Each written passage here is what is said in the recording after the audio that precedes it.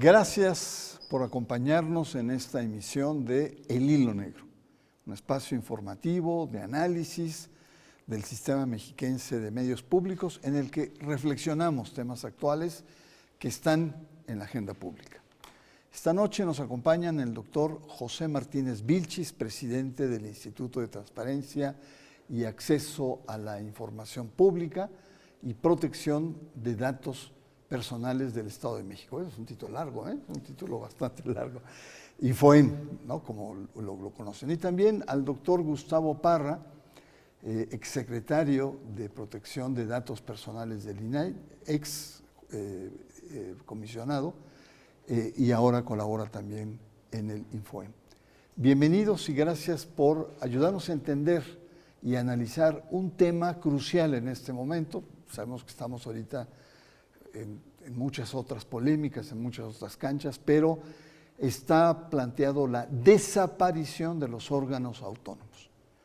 Pero antes de entrar al tema, le pido que nos acompañe para ver la cápsula y entrar en el centro de la problemática de la probable desaparición de algunos órganos autónomos.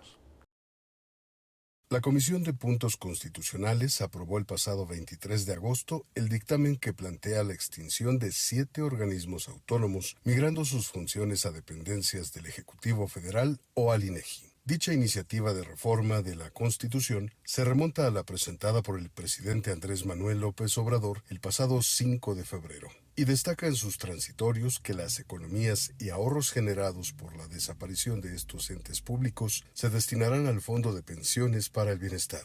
El presidente ha aclarado que los derechos laborales de las personas servidoras públicas serán respetados en su totalidad, en términos de la legislación aplicable. Los órganos autónomos que desaparecerían son el Instituto Nacional de Transparencia, Acceso a la Información y Protección de Datos Personales, INAI, el Consejo Nacional de Evaluación de la Política de Desarrollo Social, CONEVAL, la Comisión Federal de Competencia Económica, COFESE, el Instituto Federal de Telecomunicaciones, IFETEN, la Comisión Nacional de Mejora Continua de la Educación, Mejoradu, la Comisión Reguladora de Energía, CRE, y la Comisión Nacional de Hidrocarburos, CNH.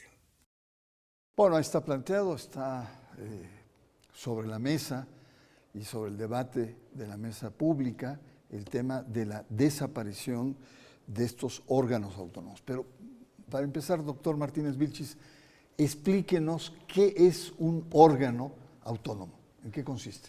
Con todo gusto, Bernardo, gracias por estar en tu programa. Bueno, estos órganos autónomos se crearon en el mundo, no solo en México, que es algo que hay que aclarar al auditorio, es una creación internacional que empezó en Inglaterra en los años 70 con Thatcher y en Norteamérica también con Ronald Reagan. Por eso es una crítica que son instituciones medio neoliberales. Y empezaron como una crítica de la sociedad a ciertas funciones que ejercía el Poder Ejecutivo y las que empezó a perder credibilidad, por ejemplo, en los temas electorales o en la protección de derechos humanos. La gente empezó a confiar menos en el gobierno, le llamaban, que era principalmente el Ejecutivo, y entonces se ideó separar ciertas tareas de las áreas del Poder Ejecutivo principalmente y que las llevaran otras instituciones que siguen siendo gubernamentales y públicas. La gente puede acceder a ellas. Y ahí se crearon los órganos autónomos. Allá se llamaron agencias ejecutivas, en Inglaterra en los años 70. Y se empezaron a difundir al resto del mundo, no es una creación solamente en México. En nuestro país se llamaron órganos autónomos constitucionales. Y quiere decir que no dependen del Poder Ejecutivo principalmente, que manejan su presupuesto, sus propias decisiones, sus funciones. Yo decía, primero empezó con temas electorales, temas de protección de derechos humanos, evaluaciones sociales, como las del CONEVAL. Y entonces, al pensar que podrían ser tareas que el gobierno no hiciera bien, porque está involucrado en ellas también, es juez y parte, se separan de las tareas del Poder Ejecutivo y las hacen órganos independientes al Poder Ejecutivo. Entonces, la gente puede entender esto como una necesidad social que se formó por atacar las tareas gubernamentales hace 30 o 40 años. Esos son los órganos autónomos constitucionales en México a los que la gente puede acudir, son para proteger sus derechos. De eso se trata. Muy bien, gracias, doctor. Y evidentemente en algunos momentos se han convertido en grandes contrapesos, ¿no? Sobre todo en el ámbito electoral. Gustavo, el presidente Andrés Manuel López Obrador ha sido muy crítico en general, pero en particular de estos 7 órganos que plantea su desaparición. Él plantea, dice, no sirven de nada y no sirven para nada, o sea, pero no como presidente, sino desde su campaña.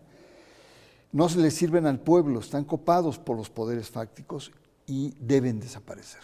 Es un planteamiento político que el presidente López Obrador tenía desde antes de la campaña y que el 5 de febrero concreta, no con todos, pero con 7.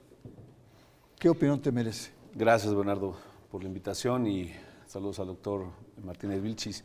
Bueno, la verdad es que él seguramente tiene una impresión desde que fue jefe de gobierno, de cuando se dio todo el tema de la información sobre los segundos pisos, que tuvo una confrontación muy fuerte con el Info Ciudad de México. Yo creo que desde ahí él tal vez quedó, pues, digamos, con una percepción sobre este tipo de órganos que parecería que sirvieron para un golpeteo político. El INE en su momento se enfrentó. Entonces, yo creo que tiene resistencia sobre este tipo de organismos, pero me parece que lo de fondo, y no es solo el presidente, siempre ha habido resistencia a la actuación de estos órganos. Tú recordarás hace 20 años aquí en el Estado de México, no fue fácil en la etapa del gobernador Montiel que surgieran estos organismos autónomos que buscaban transparentar a la vida pública. Y creo que se ha logrado bastante, pero no solamente transparentar, sino darle al ciudadano una capacidad por sí mismo de informarse, de poder fiscalizar a su gobierno, no solamente al gobernador, sino a cualquier funcionario de gobierno. Que eso es lo que nosotros hacemos, tutelar y proteger 2 derechos humanos, el de acceso a la información y el de protección de datos personales. Entonces, me parece que siempre va a haber resistencia desde el poder a que existan este tipo de organismos. Ya lo comentaba el doctor Martínez Vilchis, estos organismos nacen como referente de una lucha social, de una lucha política por controlar el poder. Y en este caso, igual, el derecho de acceso existía en la Constitución desde el año 77, en la reforma de Reyes Heroles, pero nos tardamos hasta el 2002 a que se concretara el mecanismo de cómo poder ejercer ese derecho de acceso. Y ahí vamos, pero es un tema muy polémico que por supuesto estamos debatiendo hoy. Doctor Martínez Vilchis, son criticados, ¿no? En diferentes ámbitos. Y en uno es que a veces se pasan de rosca y son espacios de contrapeso político, ¿no? Ciertamente. Por ejemplo, el tema de acceso a la información, donde se le pide al gobierno que está ahí, claro que incomoda, como dice Gustavo. Pero a veces, por ejemplo, en el caso del INE de Lorenzo Córdoba, frente a la crisis de la oposición política después del 18, el INE se convierte en un espacio de oposición, es más un espacio de oposición política incluso.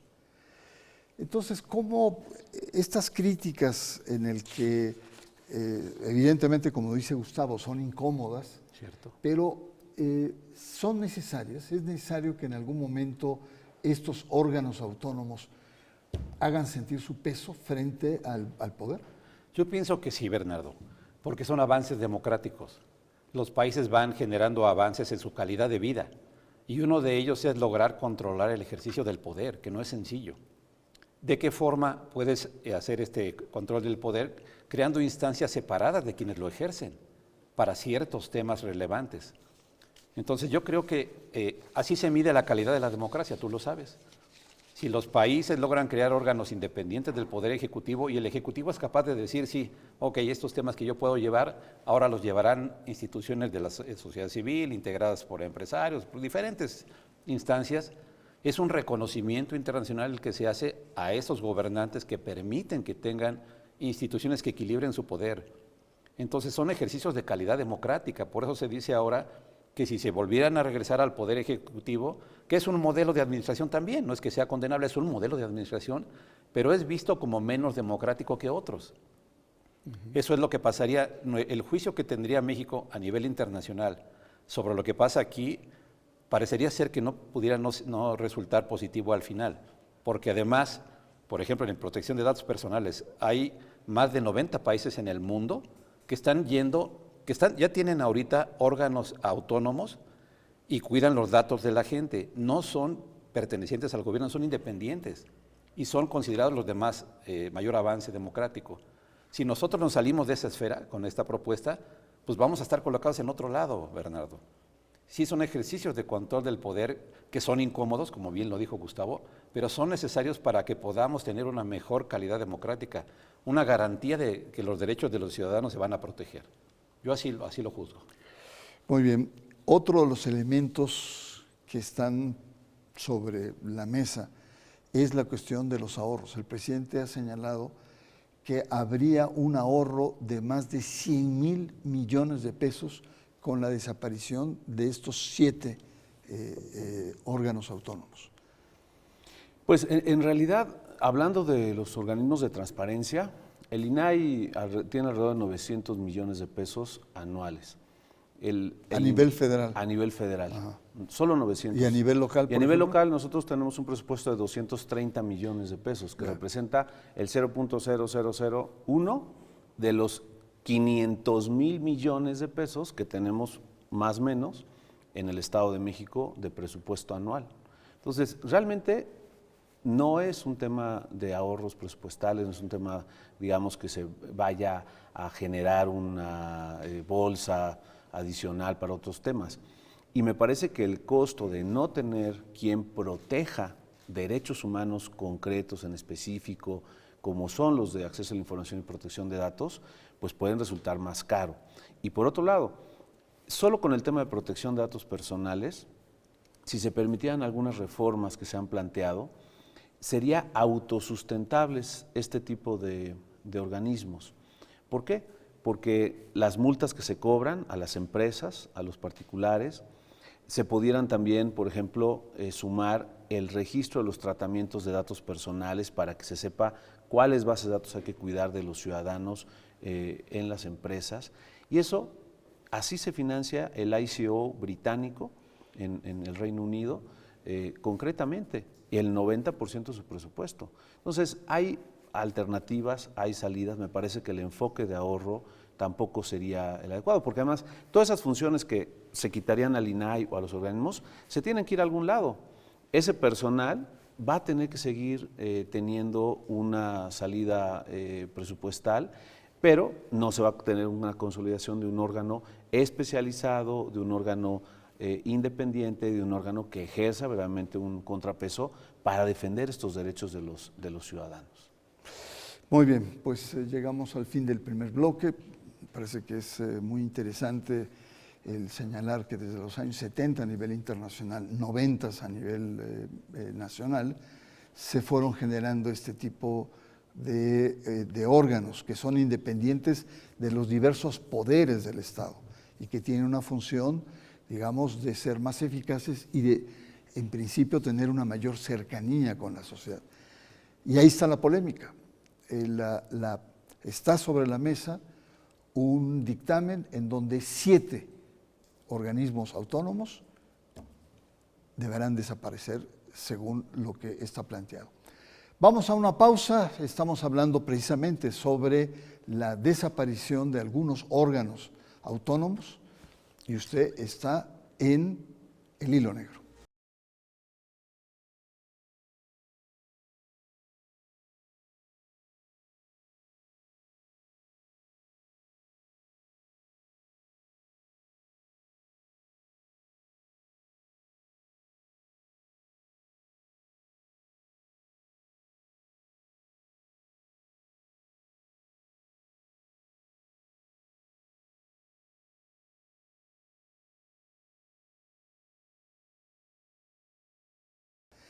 La desaparición de algunos órganos autónomos. ¿Pero qué es la autonomía? Ser autónomo es la potestad dentro de un Estado que tiene municipios, entidades, para regirse mediante normas y órganos de gobiernos propios.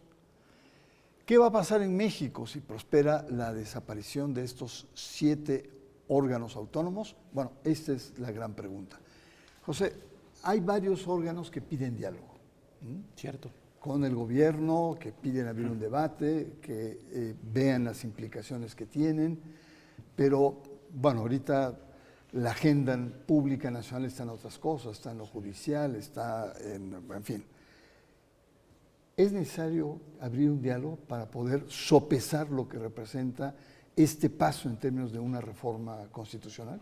Pienso que sí, Bernardo, porque necesitamos aportar información a quienes toman las decisiones, que son los diputados. Respetamos eso, ellos toman las decisiones a nombre del pueblo, pero es bueno que nos acerquemos todos a aportar la información que consideramos útil para que ellos estén mejor alimentados de información y tomen las mejores decisiones para México.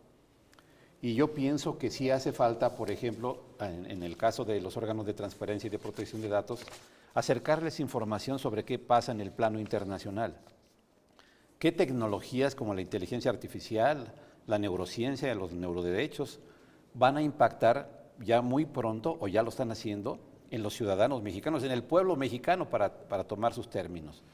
Y cómo es que, si desaparecen los órganos autónomos, habrá que vigilar qué va a pasar con toda esa necesidad de protección, de privacidad, por ejemplo. Quizás ellos tengan alguna parte de la información, los diputados, pero pensamos que nosotros tenemos otra, muy relevante. Tenemos años trabajando los temas, acercando a órganos internacionales a debatirlos en sus esferas y a ver que México está atrasado en ciertos aspectos. Canadá tiene laboratorios de revisión de los celulares y de las computadoras en sus órganos públicos. Los revisan y le demuestran a las grandes empresas que los chips están capturando información, Bernardo. Así de avanzados. Y les pueden poner una demanda, como la que puso en Europa los choferes de Uber, porque pasaron sus datos personales de Europa a Estados Unidos. Y los demandaron y lograron que les dieran respuesta a sus necesidades. Ese tipo de cosas que no la veo en la agenda legislativa debatiéndose. Pienso que podríamos acercar nosotros eso a los diputados. Oigan, no dejen de ver esta parte que necesita México. ¿Qué vamos a hacer con el ciberbullying, con la violencia digital? De eso se encargan estos órganos autónomos también. Y lo hacemos con todo y el conocimiento de los años de experiencia, con muchas limitaciones tecnológicas y de conocimiento de esas áreas. Con todo y que tenemos años. ¿Cómo están ellos tomando sus decisiones para saber si es lo mejor para México? El diálogo es importante. Muy bien. Otro elemento crítico, Gustavo, es el tema de la corrupción. Se dice que al ser autónomos, en no estar regidos o tener otro tipo de observancia, se ha prestado, y así lo ha señalado incluso el mismo presidente de la República, esta cuestión de una corrupción institucionalizada que se observa en estos órganos. ¿Qué tan cierto es esta afirmación? Que es una afirmación dura. Claro, es muy dura. Yo creo que sí hay elementos que se denuncien, y ahí están las propias contralorías de los organismos autónomos. No dependen de nosotros como plenos. Eso los nombra desde la Cámara de Diputados, de su congreso respectivo, en cada entidad federativa a nivel federal, y esos contralores son autónomos, que procedan esas denuncias si ha habido casos en concreto. Me parece que en general el prestigio, el trabajo, los resultados que han dado los organismos garantes están a la vista. Nosotros en el Estado de México, por ejemplo, somos el único estado, pero que tenemos un gran orgullo, tenemos nuestras propias plataformas tecnológicas, el SIMEX, que históricamente, revisaba las cifras, ha sido utilizado por más de 20 millones de mexiquenses, el SIMEX, el de aquí. El IPOMEX, más de 16 millones. El SARCOEM, 10 millones. Es decir, estamos generando herramientas de utilidad pública para que la gente conozca lo que está pasando con sus gobiernos. Están teniendo la oportunidad de concretar su información personal para su pensión, para su expediente clínico, es decir, cosas que en la práctica y en la utilidad le sirven al ciudadano. Nosotros estamos resolviendo alrededor de 300 expedientes a la semana de personas concretas que no obtuvieron su información en el ayuntamiento, en el gobierno correspondiente, y en donde estamos dándole respuesta en un 80% a favor del ciudadano, diciendo, entrégale la información. Eso se logra haciendo los trabajos todos los días, con eficiencia, con transparencia. Y por supuesto, no solo en esos temas, sino los que ya mencionaba el doctor Martínez Vilchis, el tema de protección de datos personales y la privacidad, que hoy es el tema, me parece, fundamental. Muy bien, pues ustedes han notado que estoy aquí como abogado del diablo, ¿no? Ustedes, evidentemente, ustedes tienen su postura y déjenme con la confianza y sin afán de afectar ni nada, pero pues ahí están los datos. Se habla también que son espacios de privilegios y son espacios de lo que se llama una casta dorada de funcionarios.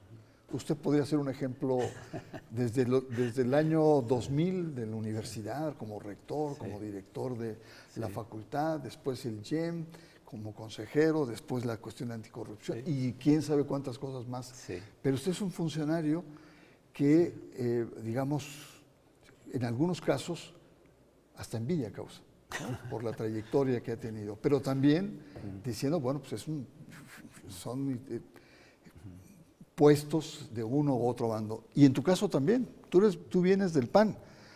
Incluso cuando accedes a este puesto fuiste muy cuestionado incluso creo que Morena se levantó una demanda, etcétera, etcétera. Sí, el tema de fondo es que estos organismos también se prestan a una especie de casta dorada, de funcionarios altamente especializados que están acá. ¿Se vale? ¿No se vale? ¿Cuál es su respuesta? No, doctor? claro, una forma de mirarlo es de ese modo. Yo he tenido la fortuna de tener varios cargos públicos, pero también yo pienso que debe evaluar la gente la preparación de la persona, su trayectoria, su desempeño a lo largo del tiempo, para saber si merece oportunidades o no. Yo también me he preparado académicamente fuerte, he salido al extranjero también a prepararme, lo hago también aquí, y además estamos bajo observación, Bernardo, permanente, no solamente de los órganos internos de control nuestros. La gente debe saber que tenemos auditorías del órgano superior de fiscalización del Estado, permanentemente, de evaluación de auditorías financieras y del desempeño, muy estrictas, cada vez más rigurosas, o de la Auditoría Superior de la Federación. Somos órganos bajo permanente revisión, más ahora creo, ahora que somos tan criticados. Pero pienso que si la gente se va con la idea de que hay que decir que una persona es burocracia dorada porque está trabajando, tiene la fortuna de tener un cargo, sin revisar su trayectoria, sus méritos, es un juicio muy superficial y muy rápido, ¿no? Pues cualquiera que tenga tiempo trabajando, pues es burocracia dorada. Bueno, desde el presidente de la República hasta el último servidor público tienen años de trayectoria, ¿no? Y están ahí también por ciertos méritos. Creo que en eso debemos ser muy cuidadosos porque si no caemos en el juego de pensar, como ahora se dice, que los estudios y la trayectoria no cuentan, sino que cuenta la honestidad evaluada por quién sabe quién, y entonces puedes entrar a ocupar un cargo sin experiencia ni nada. La experiencia es, dicen ahora, corrupción, porque se va acumulando tu experiencia a lo largo del tiempo. O política, ¿no? O política. O sea, los cargos no son así sino son promovidos, son negociados, etcétera.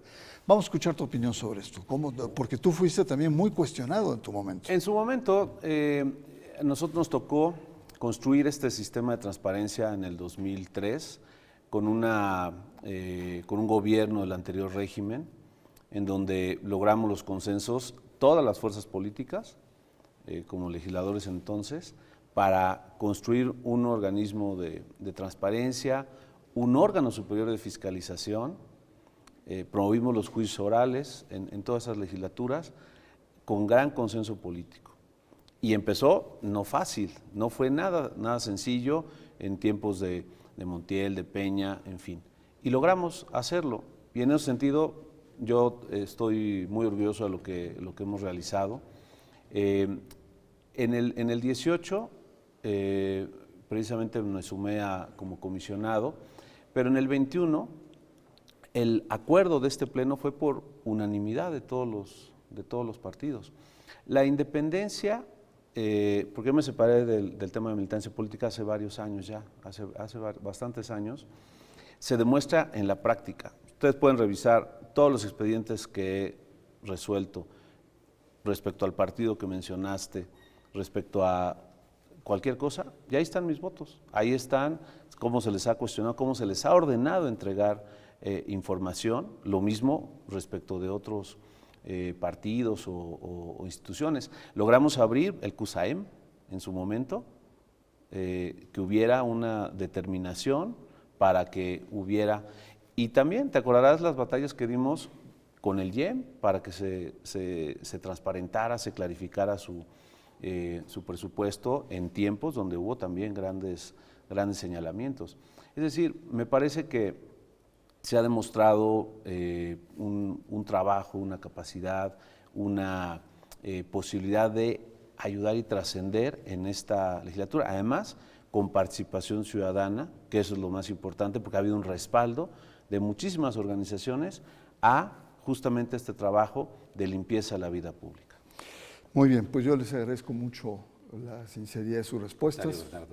Pido disculpas, esto es un espacio periodístico, no se quiere ni dañar la trayectoria, pero sí plantear. Y se quedaron otros temas, como los sueldos, ¿no? Hay sueldos en estos órganos son exorbitantes, el IEM o otros, de otros lugares donde son más de 300,000 pesos. Y ahí sí hay una violación, digamos, de preceptos constitucionales en materia de sueldos. Pero en fin, yo quisiera pedirles una breve reflexión final sobre los escenarios que se vienen.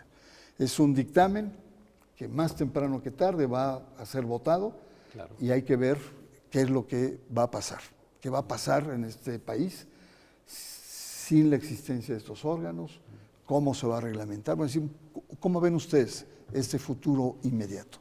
Empezamos contigo, si quieres. Muchas gracias. Mira, yo creo que ojalá que los legisladores valoren la importancia de mantener. El hecho de transformar significa mudar de una cosa a otra. Está bien, es importante el que los organismos se puedan reforzar, se puedan mejorar.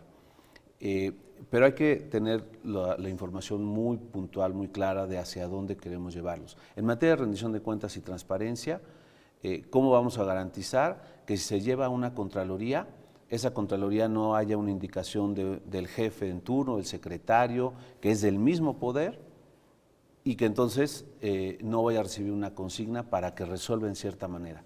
Acá está garantizada en órgano colegiado y además en una lógica de comisionados que tienen una trayectoria, que tienen un perfil y que tienen además una independencia, en donde hay realmente un análisis caso por caso de si se abre o no se abre una información o se protegen los datos. Claro. Entonces, y el tema de los datos personales creo que es muy importante que se especialice, que incluso se pueda considerar la separación de ese tema independiente del de acceso a la información. Muy bien, pues muchas gracias y pedimos una disculpa. Hay una mosca que nos está aquí, quiere pasar a la fama esta mosca, por lo menos en unos minutos. Su comentario final, doctor Martínez. Sí, y muchas gracias a ambos por estar aquí en este espacio. No, con todo gusto. Y a la mosca también. También. No, yo pienso que debemos hablar mucho con los diputados, con las autoridades estatales. Creo que los gobernadores en los estados, los diputados locales tienen también que opinar acerca de estos órganos autónomos. El modelo que decían los diputados al final, hay que respetarlo también porque ellos toman la decisión finalmente. Nos guste o no, ellos están para eso.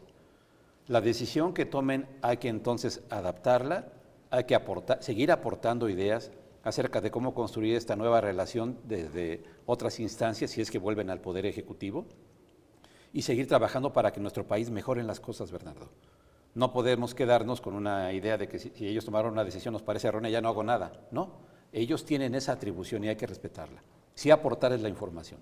Si toman esa decisión, entonces aportar lo que nos toca hacer para que si hay un daño sea menor o para que se corrija. Son modelos de administración que pueden ser adaptables, Bernardo.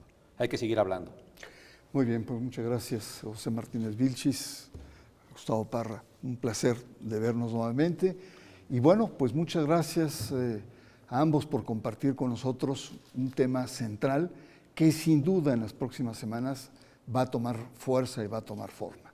Gracias a la audiencia que nos acompaña y le invito a la próxima semana. Yo soy Bernardo Barranco, para seguir con estos diálogos aquí en El Hilo Negro.